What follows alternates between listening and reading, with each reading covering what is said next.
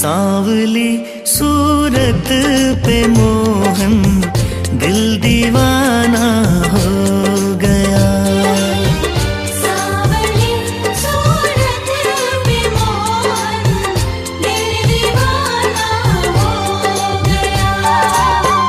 दिल दीवाना हो गया मेरा, दिल दीवाना हो गया।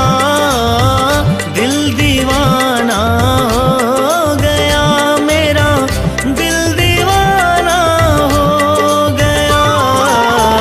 सांवली सूरत पे मोहन दिल दीवाना हो गया। सांवली सूरत पे